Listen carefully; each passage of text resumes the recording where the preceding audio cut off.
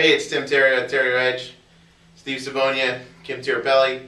Last time we talked about baseball, and we focused in on high school baseball, but I want to switch to the reason that I ended up in the Central Valley, and that's pro baseball, because I've lived that lifestyle, and man, we were talking about it's a grind.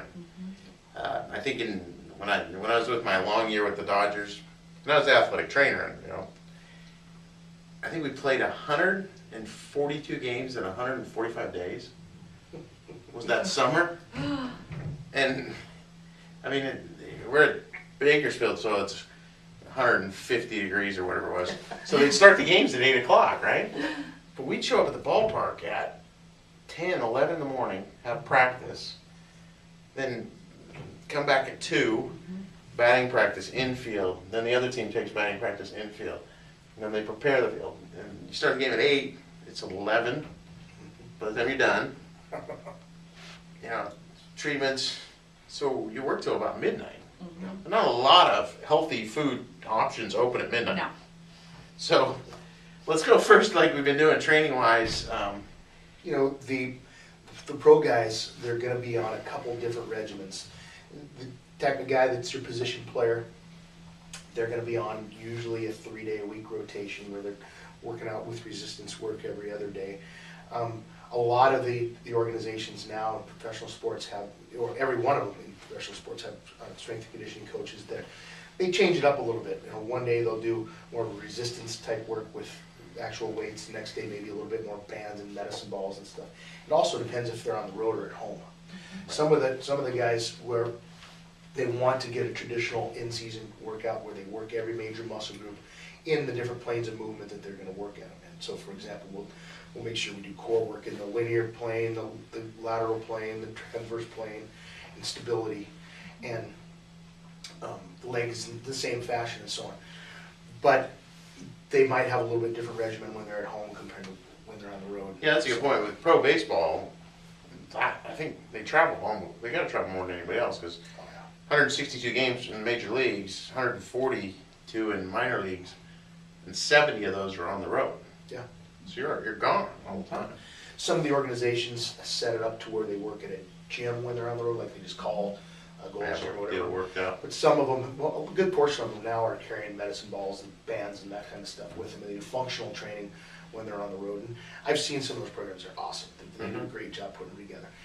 They're about 30 minutes to 45 minutes. Again, the idea behind that is to get the guys to fire their major muscle groups, activate their neuromuscular system, and then let them recover. They're not exhausting type workouts like the off season, but the idea, again, confidence. You know as well as I do, if you're on a regular workout regimen, if you work out, that's when you feel good. When you're done working out, you're like, man, I feel good. But if you a lot of times, if you don't work out, if you're used to working out and you don't work out, it almost feels like you're a little bit hungover, a little bit sluggish. You don't want to be up to bat against a guy throwing 96 when you're sluggish, right? That's not the time for it. Concept, but every one of those teams is realizing that, and they're putting them all to work with that. Pitchers are a little bit different.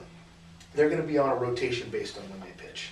So usually most organizations will have a guy pitch, and then the next day he's doing a flush type workout with cardiovascular work, but also weight work.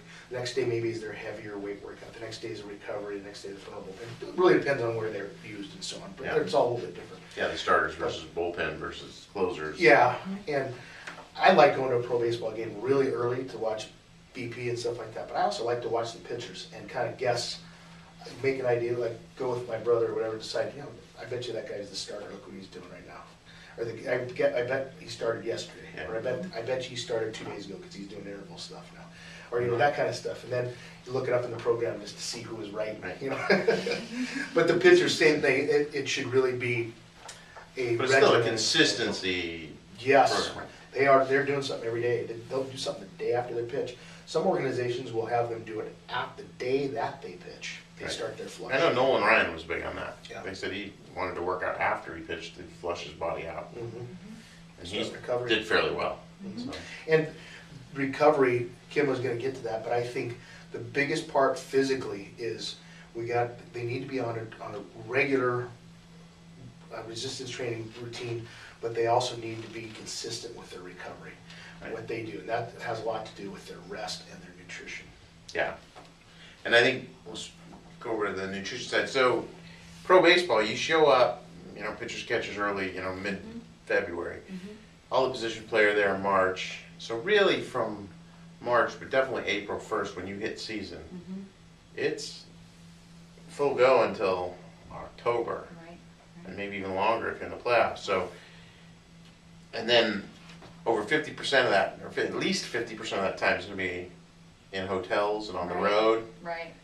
So how do you tackle nutrition? Oh no, by the way, minor league guys, I feel you, right? They don't have a whole lot of change in their pocket. That's true. So, Yeah. We got those guys out there Right. scraping in those big bucks because I've Right. seen them, scrounging hot dogs and stuff just for some meals. Right. Some food. So what do we do with them for nutrition, these Yeah. baseball Well, players? hopefully by the time they get to season, they have talked to somebody that knows something about nutrition, because hopefully by then they have established some habits from off season that they can now carry into in season. Because with travel, you do face that, long games, late nights, then we got to get on, the bus and we got to drive.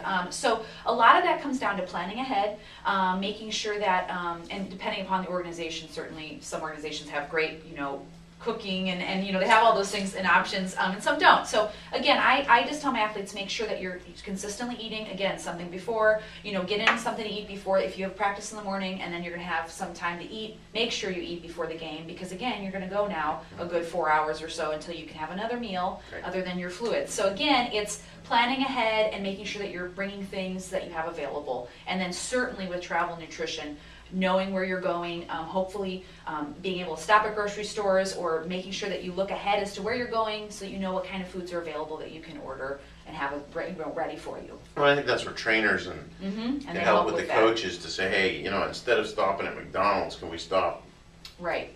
maybe at a grocery store? Right. Or, Grocery because I stores. know ours is always, the bus pulled up and guys scattered, Right. grabbed whatever they could grab. Get back on and go. Get back on and Right. Most of the professional organizations do have a sports dietitian now working with them, and their cooking and their chef and so forth for home. But again, even on their way, that's where the travel nutrition comes into play. So again, pairing carbohydrates and proteins with healthy fats for your meals, and then packing good, nice carbohydrate protein snacks for in between practice and games. Those are going to be really important strategies to put into place. so basically, the more complex the season, the more planning that you have to do ahead of time. Exactly, and especially with travel considerations. Yeah, because most of the NFL, again, it's kind of simpler. You go one game, so you Right. travel before the game. Right. But baseball, you'll go 4 or 5 days in a city, Right. 3-game home, 3-game homestand, 4 days in a different city, Right. buses, airplanes, Mm-hmm. and I think a lot of it, one, your sleep schedule gets all messed up, and we talked about that a little bit, how vital sleep is and just your recovery. Absolutely. But again, Dr. Nick was talking about that downward spiral of, well, I didn't sleep well, and then I didn't eat well, and then I don't feel well, so I'm not going to go work out. I'll skip my workout day because I don't feel well. Then you get out to the field, and then you don't feel well, and then you don't sleep well because now I got to go talk to the manager because I just went 0 for 4, or just got hung up. So Good. it's just that downward spiral and a little planning, or a lot of planning A lot of planning. for baseball, both on the training side, right, and the nutrition side is just vital.